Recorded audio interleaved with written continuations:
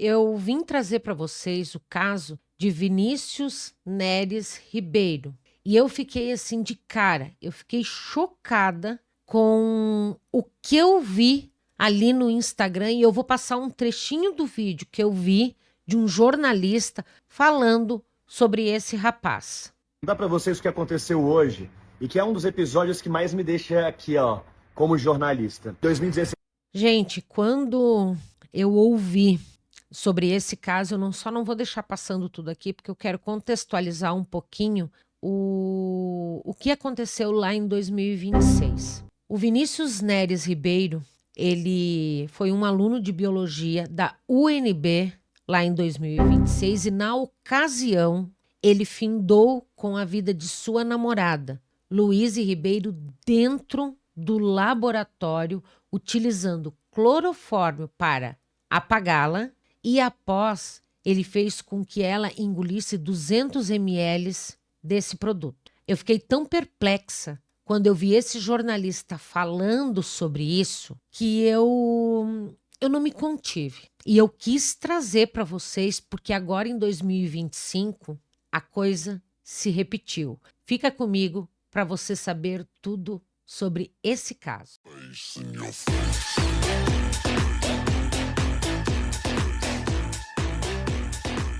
Olá, meu nome é Luana, sou servidora pública da Polícia Científica aqui de Santa Catarina. Mais precisamente em Lages, eu sou agente de perícia médico legal. Eu sou aquela pessoa que trabalha diretamente com o médico legista na sala de necrópsia, ajudando ele a fazer as necrópsias. Se você gosta de assuntos relacionados à necrópsia forense, true crime, histórias horripilantes, histórias relacionadas a isso que eu vou contar para vocês, eu peço gentilmente que você se inscreva no canal, ative o sininho para você não perder nenhum conteúdo que eu postar aqui no YouTube. Caso você ame muito sobre esses assuntos, te convido a ser membro do canal e você ver antes dos outros, antes das outras pessoas, os vídeos que eu postar aqui na plataforma.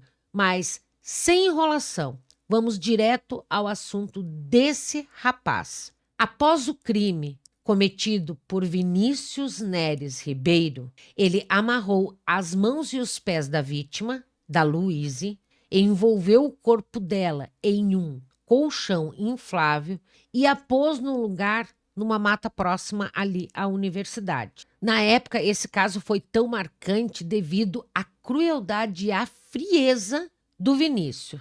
Só que, agora, em 2025, nos deparamos com a mesma pessoa, com o Vinícius Neres Ribeiro. Só que em uma nova situação, mais ou menos parecida. Mesmo cumprindo pena em regime semi-aberto, estudando durante o dia e retornando à prisão à noite para dormir, Vinícius reapareceu com um comportamento semelhante ao de 2016. Em uma nova faculdade, ele iniciou um relacionamento, mas quando a jovem descobriu seu passado, ela decidiu encerrar o namoro, porque para ela pensou que qualquer coisa poderia acontecer com ela. Então ela resolveu acabar com tudo. Ele passou, olhem só, pessoal, o que é uma pessoa não aceitar o término de algo. Rejeição, não, eu acho assim. O que é uma pessoa querer que a outra fique com ela obrigada, sabe?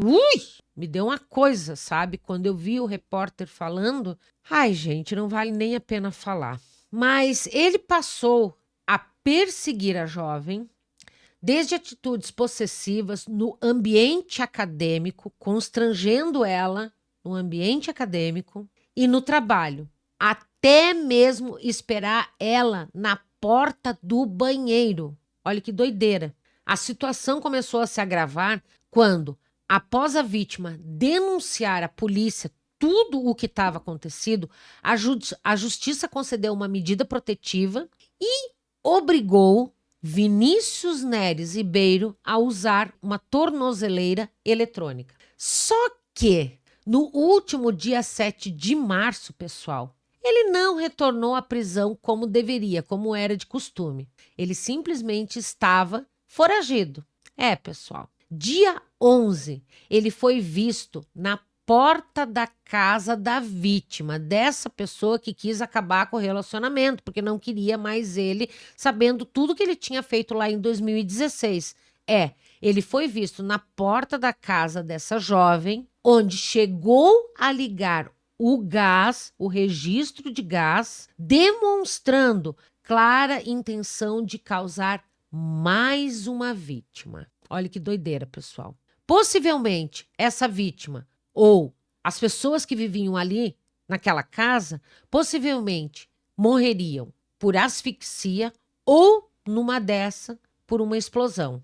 Durante a abordagem policial, eles viram que ele tinha uma mochila e dentro dessa mochila foi encontrado aquelas abraçadeiras de plástico, alicate, tesoura, faca, lubrificante íntimo e luvas descartáveis. O que esse homem será que iria fazer com tudo isso, né? Vocês imaginam tanto quanto eu, pessoal. Esse caso, que se repete quase 10 anos depois, gente, revela não só a reincidência do modus operandi de Vinícius Neres Ribeiro, mas também levanta uma questão bem séria aqui sobre o sistema que permite que pessoas com históricos tão violentos quanto o dele tenham acesso a regimes que facilitam novas oportunidades para praticar agressões desse tipo. Para mim, pessoal, Luana, é inaceitável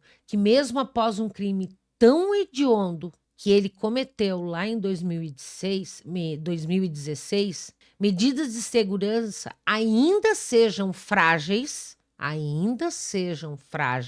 permitindo que uma nova vítima possa estar em risco. Graças à Polícia Penal do Distrito Federal, essa moça, ela foi retirada de dentro de sua casa e eles já estavam monitorando ele, querendo pegar ele em flagrante, como aconteceu. Eu fico preocupada, realmente impressionada e preocupada com essa realidade, porque, que nem no caso Vitória, eu até vou tomar uma água porque secou minha boca, gente. Quando eu falo sobre essas coisas relacionadas a crianças, a mulheres, com esse tipo de brutalidade, me seca a boca. Vocês também tomem uma aguinha aí. Voltando ao contexto, pessoal, assim, eu fico preocupada com essa realidade, porque eu não sei se o pessoal, as pessoas, estão achando assim muito mais fácil fazerem as coisas, os delitos, da forma como está acontecendo hoje em dia, ou se sempre teve e não era divulgado, não era trazido para as mídias, sabe? Sinceramente, a gente vê tanta brutalidade, tanta coisa, que eu me imagino sendo uma agente de perícia médico-legal pegando uma vítima dessa, porque a coisa tá numa proporção, tá complicado.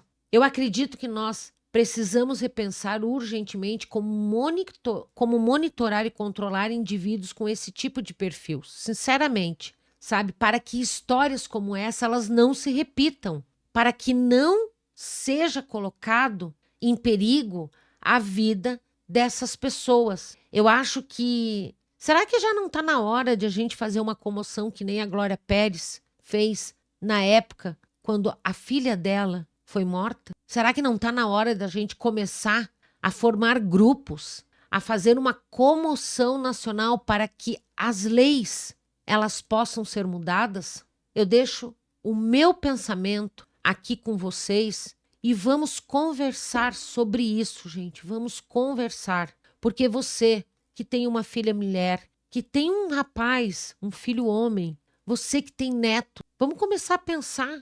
Não vamos só criticar, vamos pensar em mudar as coisas. A Glória Pérez, ela conseguiu mudar e eu tenho certeza que muitos vão pensar em escrever aqui. Tá, mas ela era uma escritora de novela, ela era isso, ela era aquilo. Tá, e no caso do Henri Borel, o pai do Henri Borel, eu sei que pouquíssimas leis mudaram devido a comoções nacionais, mas eu acho que tá na hora da gente pegar e se reunir para ter essa comoção nacional e tentar mudar as leis. Deixe o seu comentário aqui embaixo para a gente conversar, para a gente trocar uma ideia, porque realmente eu acredito que se nós todos nos unirmos, nós conseguimos fazer alguma coisa, nós conseguimos fazer barulho e tentar mudar, ter medidas mais rigorosas para proteger as pessoas deste indivíduo, que sinceramente essa palavra me saiu pensando outra coisa, de que esse indivíduo, como o Vinícius Neres Ribeiro, cumpra certo a sua pena ou nunca mais saia. Eu sei que muita coisa tem que mudar na parte prisional, estruturas melhores, tudo, mas eu acho que está na hora de a gente começar a fazer barulho em relação a isso. Eu espero que você fique bem. Deixe seu comentário aqui embaixo. Vamos compartilhar esse vídeo com o maior número de pessoas, porque eu acho que não é só a gente fazer comentários, e sim a gente fazer algo por outras pessoas, porque numa dessa pode acontecer com uma pessoa bem próxima a você. Fique bem e até. Tchau, tchau.